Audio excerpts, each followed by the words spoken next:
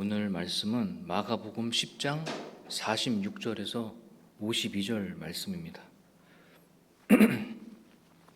마가복음 10장 46절에서 52절 말씀입니다. 한 절씩 번갈아 읽고 마지막은 같이 읽겠습니다. 제가 먼저 읽겠습니다.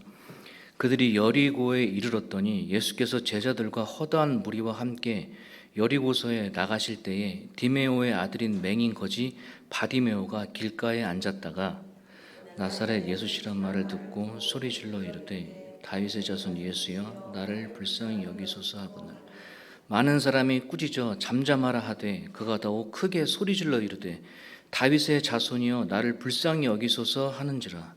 예수께서 머물러 서서 그를 부르라 하시니 그들이 그 부인을 부르며 이르되 안심하고 일어나라 그가 너를 부르신다 하며 맹인이 겉옷을 내버리고 뛰어 일어나 예수께 나아오거늘 예수께서 말씀하여 이르시되 내게 무엇을 하여 주기를 원하냐. 맹인이 이르되 선생님이여 보기를 원하다. 같이 읽겠습니다. 예수께서 이르시되 가라 내 믿음이 너를 구원하였느니라 하시니 그가 곧 보게 되어 예수를 길에서 따르니라. 아멘. 오늘 말씀은 너는 내게 부르짖으라 내가 내게 응답하겠고 라는 제목으로 말씀을 나누도록 하겠습니다. 오늘 예배드리는 예수 그린교회 성령도님들에게 성령 충만한 시간이 되었으면 좋겠습니다. 그리고 말씀이 우리 안에 들어올 때 하나님을 더 사랑하게 되고 하나님의 성품을 닮아가는 늘 말씀에 순종해서 진리로 하루하루를 살아가는 우리가 되기를 간절히 바라겠습니다. 저는 올해 신학대학원을 졸업했습니다. 저희 집에서 학교까지 광나루역까지 약 2시간이 걸립니다. 사정상 자취하지는 못하고 집에서 다녀야 합니다. 전철에서만 2시간을 보내니까 여간 답답하지 않을 수 없었습니다. 학교 가는 길이 외롭고 힘들지만 하나님을 만나고 말씀을 연구하는 그 시간이 저는 너무 좋았기 때문에 참을 수 있었습니다. 그리고 하루 종일 말씀 공부하는데 언제 외롭겠습니까? 그런데 또 신학 공부라는 것이 무조건 주여주여만 하는 게 아니라 공부할 것이 엄청 많습니다. 예를 들면 구약개론, 성서 연구, 구약 주석 연구, 신약 개론, 방법론, 정말 무궁무진합니다. 정말 마음 먹고 공부하려면 끝이 안 보이고 또 안 하려면 또 할 게 별로 없던 게 또 우리 신학생이었던 것 같습니다. 그리고 공부할 때 갑자기 또 은혜 되는 포인트가 있습니다. 그러면 또 울컥하고 또 주님을 부르짖고 그러니까 하루 종일 뭐랄까 하나님과 꼭 붙어있는 느낌, 그런 느낌이었습니다. 그런데 제가 이렇게 학교에서 공부하다 보면 은혜가 전부 다 되는 게 아닙니다. 계속 은혜 받으면서 눈물을 흘리면 공부는 언제 하겠어요? 그런데 또 특별히 은혜 될 때가 있습니다. 그때가 언제일 것 같습니까? 교수님의 수업을 들으면서 말씀을 공부할 때? 아닙니다. 우리 동기 전도사님과 대화할 때 아닙니다. 채플 드릴 때도 아니에요. 언제일 것 같습니까? 방금 말했던 것처럼 신학교는 매일 예배를 드립니다. 채플이라고 하죠. 일반 기독교 학교에도 일주일에 한 번 아마 채플 시간이 있을 겁니다. 그런데 신학교는 매일 예배를 드려요. 채플 때에는 학부생, 대학원생, 교수님, 그러니까 장신대학교에 다니는 모든 사람들이 같이 예배를 드립니다. 그렇다면 결국 채플 때 은혜 받는다는 것이냐?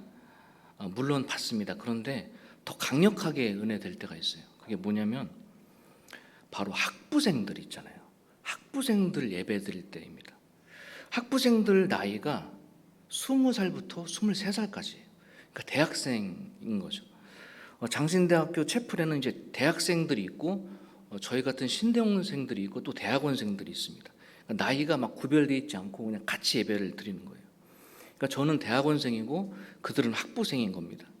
방금 말했던 것처럼 그들은 그러니까 1학년부터 4학년, 그러니까 아주 청년인 거죠. 그런데 그 학생들 예배 드리는 모습이 정말 은혜스럽습니다.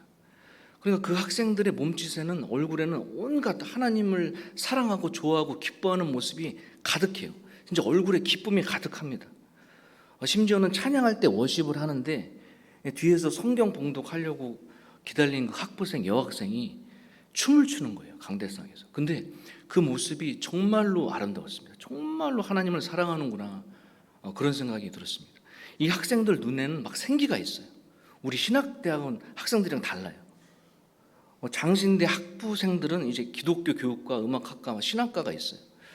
이들은 예배당에서 촛불 들 때 보면 막 주님이 나의 전부인 거예요. 막 주님한테 모든 걸 다 바칠 수 있는 그런 눈빛입니다. 근데 우리 신대원생들은 좀 달라요. 눈빛이 별로 안 좋아요. 그냥 다 뭐에 막 찌들어 있는 그런 눈빛, 다 무표정이고 별로 표정들이 은혜가 안 됩니다. 그래서 왜 그럴까 생각을 해봤어요. 그러니까 우리 같은 이제 대학원생들은 맨날 성경 연구만 하는 거예요. 그러니까 매일 뭐 이사야, 뭐 구조, 신앙 메시지, 막 초대 선교학, 막 이런 거 공부하다 보니까 찌들어 있는 거예요. 찌들어 있어. 근데 이제 그러니까 우리는 막 이런 거죠. 그런 설교를 들어도 저게 신학적으로 맞는 거야? 우리가 비평해도 되는 거 아니야? 이렇게 막 보는 거예요. 신대원 학생들은. 근데 학부생들은 그런 게 없어요. 와, 나의 첫사랑 되신 예수님, 막 주님을 사랑하는 마음만 가득한 거예요.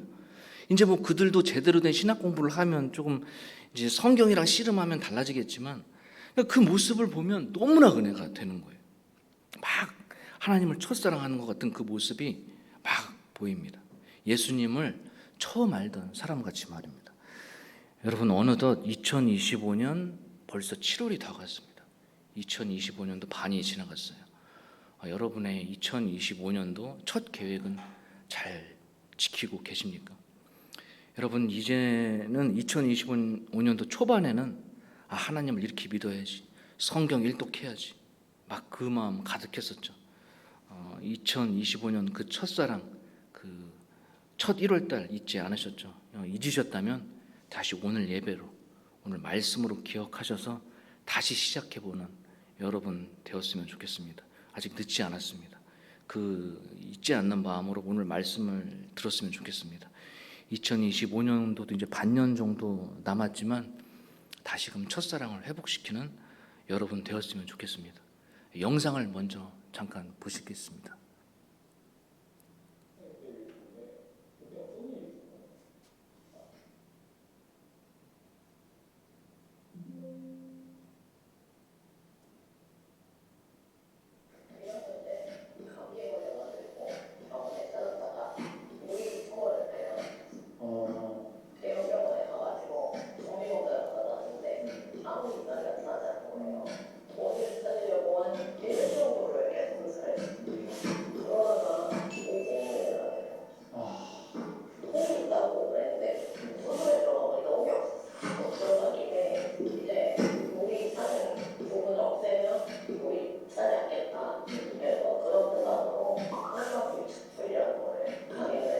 충분히 미쳤어요.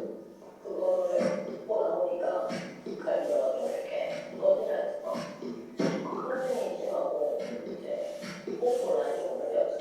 회복이 될 줄 알았는데 회복이 안 돼서 1년 만에 다시 병원에 갔어요. 그랬더니 이제 병원에서 두 번째 수술을 보냈어요. 이 수술번호를 돌려줄 수 있을까? 그래가지고 수술 받았는데 이제 두 번째 수술을 받고부터는 완전히 그때부터 알고 있어요. 매일매일 시험 선고를 받았어요. 그거 중에 그거는 선생님이 저한테 오셔서 중국뼈가 오한에서 이렇게 염증을 일으키면서 이탈을 해가지고 장기를 진기를 혈관을 여러 가지 터지고 가리키가 터져가지고 심장은 엄청 빠지고 그러니까 이거는 상황이었던 거죠. 1년 넘게 지나면서 후두머리가 무너져서 뼈들이 약간 숨이 죽게 되고 제가 화가 나서 그때 심정이 어떠셨어요? 두 번째 수술 이후로 지금까지 된 거고 한 1년 만에 급격히 일어난 일이라 그게 더 컸던 것 같아요. 충격. 갈비뼈가 이제 거의 파괴돼서 호흡 능력 자체가 상실되신 거잖아요. 그럼 그때부터 이제 연구가 필요했던 거예요. 이제 이인권을 결국에 내고 했어요. 시작한 거예요. 부모님도 막 나한테 주고 저도 탈사하고 그때 교회 아들이랑 이제 부모님 왔다가 부모님 대신해서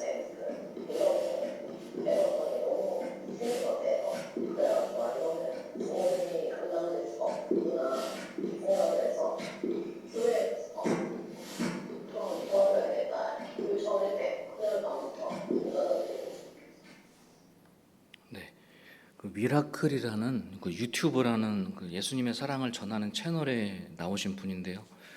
중학교 때부터 수술이 잘못돼가지고 그때부터 호흡을 할 수가 없어요. 자기 혼자. 그래서 30이 넘는 나이가 될 때까지 저렇게 이렇게 엠브라는 도구로 목에다가 계속 넣어줘야 되는 거예요.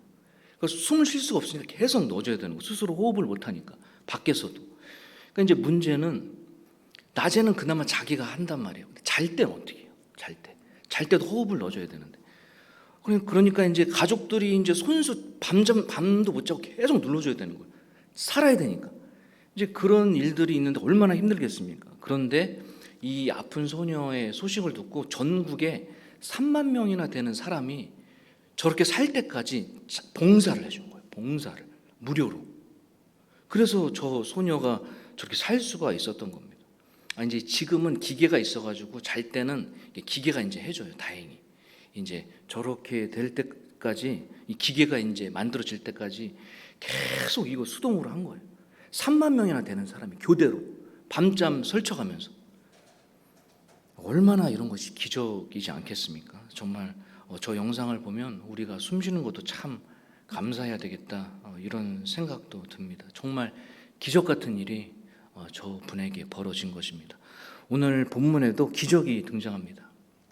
성경에는 눈이 안 보이거나 갑자기 안 보이는 사람들이 등장합니다. 그 중에서도 오늘 본문에 맹인 바디메오, 실로암 못가의 맹인, 그리고 바울이 있습니다. 근데 바울은 맹인은 아니었지만 갑자기 눈이 안 보이는 사건을 겪게 됩니다. 너는 내게 부르짖으라, 내가 내게 응답하겠고, 그 소제목 첫 번째는 부르짖으라입니다. 여리고에서 이 맹인 거지의 시력을 회복시킨 것은 마가복음의 마지막 기적 설화입니다. 제가 오늘 본문을 읽으면서 또 느낀 것은 과연 우리가 고난이나 고통 중에 있을 때 이 맹인같이 우리가 부르짖는가입니다.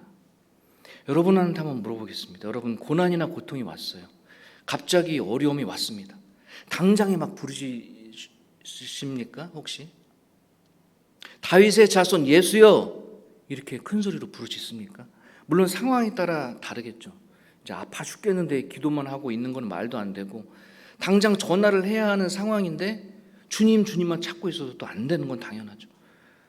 하나님이 우리에게 제공하신 의료 혜택을 또 이용하고, 또 어떠한 방법들을 해결하고, 또 같이 기도하면서 또 안 되면 또 방법을 택해야지 아무것도 안 하고 주님만 부르짖는 것은 절대 안 되는 것입니다. 그건 확실합니다.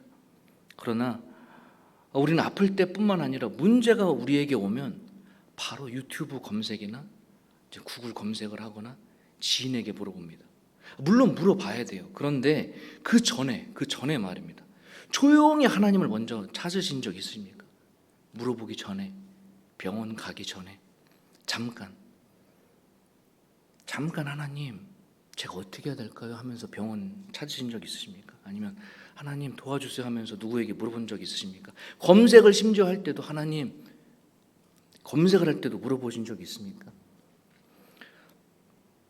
나의 주인 되신 하나님, 예수님을 세상의 방법보다 먼저 찾는 여러분 되길 바라겠습니다. 그 다음에 이제 검색도 하고 도움을 구하고 지인을 찬스를 찾자, 이 말입니다. 그러니까 순서를 정하자, 이것입니다. 46절 47절을 보면 그들이 여리고에 이르렀더니 예수께서 제자들과 허다한 무리와 함께 여리고서에 나가실 때 디메오의 아들인 맹인 거지 바디메오가 길가에 앉았다가 나사렛 예수시란 말을 듣고 소리질러 이르되 다윗의 자손 예수여, 나를 불쌍히 여기소서 하거늘. 우리도 소경일 때가 많습니다. 어둠에서 빛으로 나를 옮겨주시고 사탄의 권세에서 하나님께로 돌아간 나를 제대로 보지 못할 때가 많습니다. 그래서 우리는 이 눈에 보이는 것 먼저 찾게 될 때가 있습니다. 그런데 오늘 본문에서 바디메오는 예수님을 애타게 먼저 찾습니다. 다윗의 자손 예수여 하면서 먼저 부르짖습니다. 그런데 여기서 우리가 좀 주의 깊게 살펴봐야 할 것이 있습니다. 제가 읽어드릴게요. 47절에 나사렛 예수시란 말을 듣고 소리질러 이르되 다윗의 자손 예수여, 나를 불쌍히 여기소서 하거늘. 여기 좀 이상한 점이 있습니다. 한번 생각을 한번 해보세요. 분명히 바디메오는 나사렛 예수라는 말을 들었어요. 그러면 이렇게 불러도 되거든요. 나사렛 예수여 이렇게 불러도 되거든요. 근데 이 맹인은 다윗의 자손 예수여 라고 불렀습니다. 지도를 한번 보여주세요. 당시 예수님을 부를 때 가장 많이 사용했던 표현이 나사렛 예수라는 표현입니다. 그런데 이 나사렛 예수라는 표현은 약간 경멸, 무시하는 말이 좀 들어가 있어요. 우리나라도 약간 뭐 어느 지방 사람이다, 어디 출신이다 하면 무시하는 좀 못된 습관이 있잖아요. 당시에도 그랬던 것입니다. 요한복음 1장 46절에 나사렛에서 무슨 선한 것이 날 수 있느냐 이런 말이 있습니다. 이 말은 이 나사렛이라는 마을에 지독한 사회적 편견이 담겨 있어요. 당시에 나사렛은 무역로가 있어가지고 유대인이랑 이방인이랑 결혼을 많이 했습니다. 유대인들은 이방인이라면 질색을 하거든요. 그래서 나사렛 사람들을 무시했습니다. 이 지역 사람들의 편견이 많았어요. 그래서 예수님을 처음 만나게 되거나 멀리서 소식을 들은 사람은 아이 뭐 나사렛에서 가서 뭘 한다는 거야 이렇게 무시를 많이 했다고 합니다. 그런데 오늘 본문의 이 맹인 바디메오는 달랐습니다. 다윗의 자손 예수여 라고 소리치면서 예수님을 불렀습니다. 바디메오는 예수님이 메시아라는 소식을 믿고 있었고 믿음으로 예수님을 불렀습니다. 다윗의 자손 예수님, 다윗의 자손 예수여 소리치면서 예수님을 불렀습니다. 그리고 바디메오는 치유를 받았습니다. 예수님이 이렇게 말씀하셨습니다. 52절에 예수께서 이르시되 가라 내 믿음이 너를 구원하였느니라 하시니 그가 곧 보게 되어 예수를 길에서 따르니라. 예수님은 그의 믿음이 그를 구원했다고 말씀을 했습니다. 그가 고침을 받을 수 있었던 것은 그의 믿음이 그를 구원했다고 말씀을 하십니다. 사랑하는 우리 예수 그리스도 교회 성도 여러분, 요즘에 정말 사회는 혼란하고 또 날씨는 너무나 덥고 또 대인관계도 어렵고 또 재정적인 문제, 건강 걱정, 자녀 문제, 그리고 또 청년들은 또 공부 걱정, 취업 걱정, 결혼 걱정 등으로 정말 걱정이 많은 시대에 우리는 살아가고 있습니다. 그래서 그에 대한 수많은 정보도 쏟아져 나옵니다. 그래서 우리는 또 그 정보에 대해서 우리가 알려고 하고 있어요.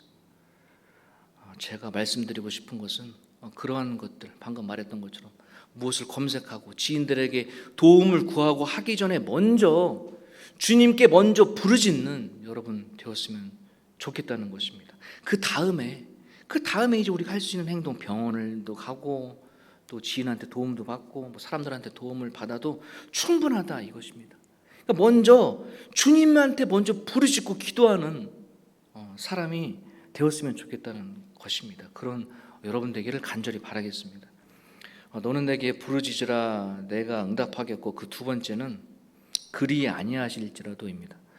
여러분 다니엘서를 보면 여러분 다니엘과 그 세 친구가 바벨론에 끌려가서 이름까지 개명당하면서 고난을 당했습니다. 사자굴에 빠지기도 했고요. 풀무불에 던져지기까지 했습니다. 어쩌면 우상을 섬기는 척만 해도 그들은 좀 편해질 수 있었어요. 그런데 다니엘과 친구들은 절대 그렇지 않았습니다. 왕이 주는 음식조차 먹지 않았고요. 금신상에 절도 하지 않았습니다. 오히려 다니엘은 매일 기도하였습니다. 그리고 풀무불에 떨어져 죽게 되었는데도 이제 다니엘은 3장 17절 18절을 제가 읽어드리면 왕이여 우리가 섬기는 하나님이 계시다면 우리를 맹렬히 타는 풀무불 가운데서 능히 건져내시겠고 왕의 손에서도 건져내시리이다. 이게 중요합니다. 18절에 그렇게 하지 아니하실지라도 왕이여 우리가 왕의 신들을 섬기지 아니하고 왕이 세우신 금신상에게 절하지도 아니할 줄 아옵소서. 그리 아니하실지라도. 그게 이 본문에서 나온 겁니다. 그렇게 아니하실지라도. 이게 얼마나 멋있는 신앙입니까? 여러분 하나님께서 나의 기도를 안 들어주실 때 그리 아니하셔도 여러분 괜찮습니까? 조금 내가 돈이 없어도 살아도 괜찮습니까? 내 자녀가 조금 시집 장가 늦게 가도 괜찮습니까? 내 자녀가 공부 못해도 괜찮으십니까? 내가 좀 건강이 안 좋아도 그리 아니하실지라도 하나님을 사랑하실 수 있으십니까? 사랑하는 우리 예수 그리스도 성도 여러분, 우리가 여전히 힘든 이유가 무엇일까요? 혹시 내가 아직 버리지 못한 어떤 우상이 있을까요? 우리에게 벌어지는 일들이 왜 어렵냐면 하나님의 눈으로 바라봐야 하는데 우리가 사람의 눈으로 바라보기 때문에 어려운 것입니다. 내가 내 주위에 벌어지는 좀 어떤 상황들, 좀 안 좋은 상황들, 그런 일이 있어도 그리 아니하실지라도 저는 주님을 믿겠습니다 하는 참된 신앙이 필요할 때입니다. 다니엘처럼 말입니다.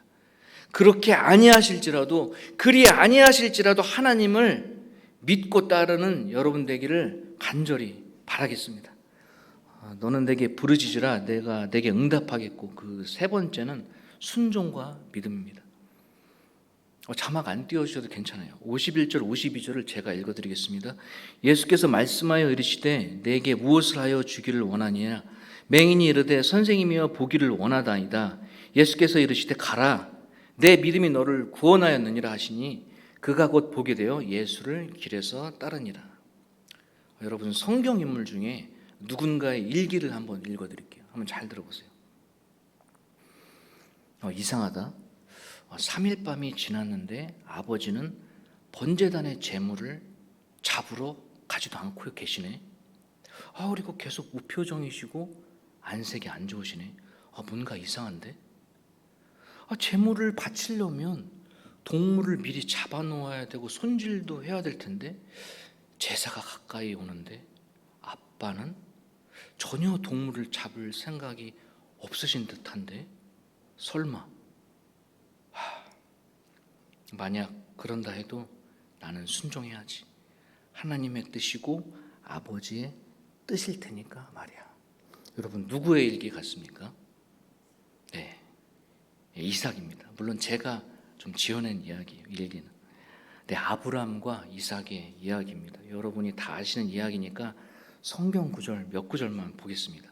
창세기 22장 2절에 여호와께서 이르시되 내 아들 내 사랑하는 독자 이삭을 데리고 모리아 땅으로 가서 내가 내게 일러준 한 산 거기서 그를 번제로 드리라. 한마디로 자기 아들을 각을 뜨고 불에 태우라는 이야기입니다. 아브라함은 늙은 나이에 얻은 아들이에요. 정말 눈에 넣어도 아프지 않을 아들인데 하나님이 제물을 바치라 그러니까 하나님 뜻에 순종하기 위해서 그렇게 합니다. 창세기 22장 10절에서 12절 말씀을 보면 손을 내밀어 칼을 잡고 그 아들을 잡으려 하니 여호와의 사자가 하늘에서부터 그를 불러 이르시되 아브라함아 아브라함아 하시는지라. 아브라함이 이르되 내가 여기 있나이다 하매 사자가 이르시되 그 아이에게 내 손을 대지 말라. 그에게 아무 일도 하지 말라. 내가 내 아들 내 독자까지도 내게 아끼지 아니하였으니 내가 이제야 내가 하나님을 경외하는 줄 아노라. 아들을 제물 바치려 했는데 하나님께서 막으신 그 사건입니다. 여러분, 이 사건을 보면 어떤 생각이 드세요? 그래, 아브라함 역시 믿음의 사람 본받아야지. 역시 아브라함이야. 자기 아들까지도 하나님한테 바치네. 나도 그런 믿음을 가져야지. 나도 그 믿음 따라가야지. 할 수 있습니다. 물론 아브라함의 믿음 대단합니다. 그런데 제가 여기서 말씀드리고 싶은 건 그게 아니에요.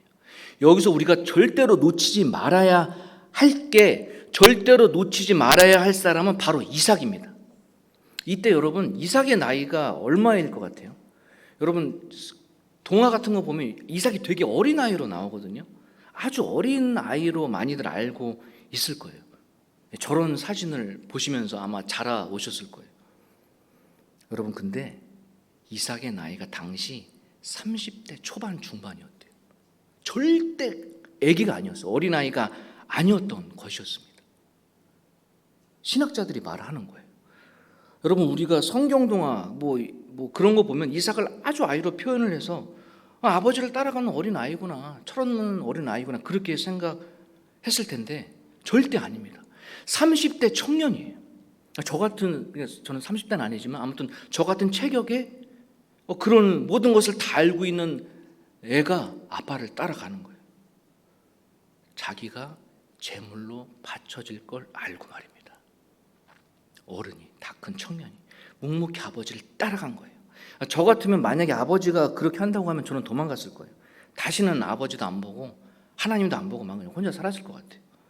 그런데 이 청년 이삭은 절대 그러지 않았습니다.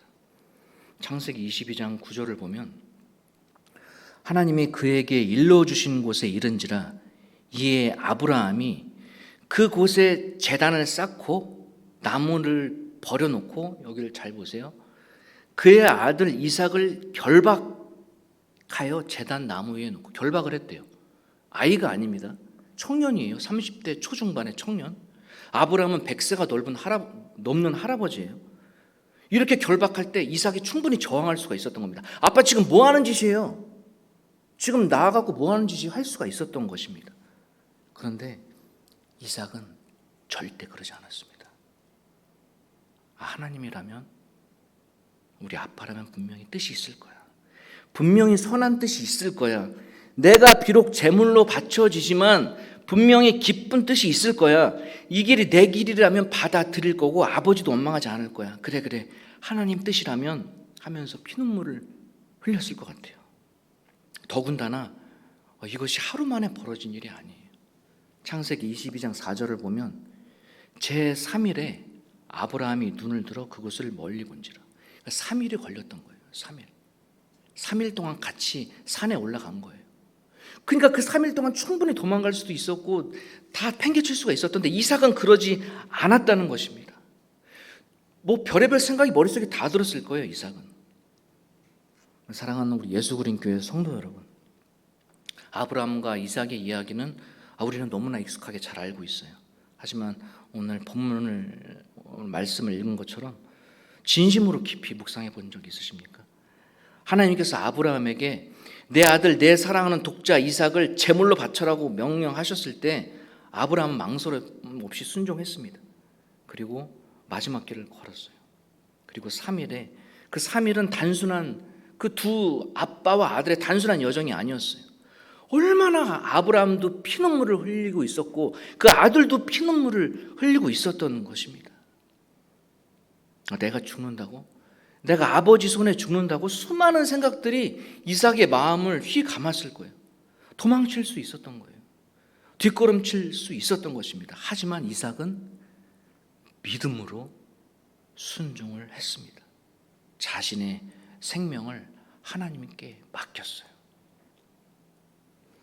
여러분, 그 믿음이, 그 순종이 결국에 이삭을 살렸습니다. 그리고 그 이삭의 고백 속에 더 크신 약속을 이루셨습니다. 신약 성경은 있잖아요, 이삭을 그리스도의 조상이라고 말합니다. 히브리서에서는 이삭을 믿음의 사람이라고 인정을 해요. 갈라디아서에서는 약속의 아들, 신약 성도들의 모형이라고 이삭을 말해요. 신학자들은 이 사건을 아브라함의 믿음과 이삭의 순종을 통해서 장차 십자가에 달리실 예수 그리스도의 희생과도 연결을까지 짓습니다. 그 이삭이 얼마나 큰 믿음을, 큰 순종을 했던 것이었겠습니까? 우리를 위해 아낌없이 내어주신 아버지 하나님의 사랑, 그리고 그 뜻에 온전히 순종하신 그 예수님의 여러분 모습이 이삭의 이야기 속에 오롯이 담겨 있는 거예요. 사랑하는 예수그린교회 성도 여러분, 오늘 우리의 삶에도 이삭과 같은 고난이 있을 수가 있습니다. 도무지 이해되지 않는 고난, 내가 왜 이런 일이 일어나야 하지? 나는 왜 살아야 되지? 하나님이 정말 나를 보고 계신 걸까? 낙심과 절망이 찾아올 때가 있습니다, 여러분. 그때 우리는 믿음으로 이삭처럼 순종해야 됩니다. 끝까지 버텨야 돼요. 끝까지 하나님을 신뢰해야 합니다. 왜냐하면 하나님은 결코 우리를 죽이시기 위해 시험하시는 분이 아니시고 고난을 통해 연단하시고 결국 생명과 은혜를 더해 주시는 좋으신 아버지이시기 때문입니다. 고난 속에서 훈련을 잘 받으면 히브리서 12장 말씀처럼 의와 평강의 열매를 맺게 됩니다. 그러니까 여러분, 고난 중에서도 이삭과 같은 담대한 믿음 가지고 또 고난 중에서도 다윗의 자손 예수여라고 또 부르짖고 또 예수님을 삶의 자리에 초대하신 여러분 되었으면 좋겠습니다. 그래서 또 다니엘처럼 지혜와 총명을 얻어서 모든 일 분별하고 이겨내는 축복이 여러분 가운데 임할 줄을 제가 믿습니다. 그리고 또 이렇게 고백할 수 있기를 바랍니다. 그리 아니하실지라도 나는 주님을 신뢰합니다. 내가 죽는 한이 있더라도 하나님의 선하신 뜻이 있기에 감사합니다. 라고 말입니다. 내가 있는 그 자리에서 담대히 순종하고 묵묵히 믿음을 지켜가는 여러분 되시기를, 또 힘든 일이 있을 때는 먼저 주님께 부르짖는 여러분 되었으면 좋겠습니다. 그리고 또 그리 아니하실지라도 또 감사하고, 그리고 또 이삭처럼 순종하는 여러분 되기를 간절히 바라겠습니다. 기도하시겠습니다. 하나님, 해결할 방법이 보이지 않는 문제들 가운데서도 주님을 간절히 찾고 우리의 구원자라고 고백하는 우리 모두가 되게 하여 주시옵소서. 주님의 길을 따라가는 제자의 삶을 살아가게 하여 주시옵소서. 예수님 이름으로 기도합니다. 아멘.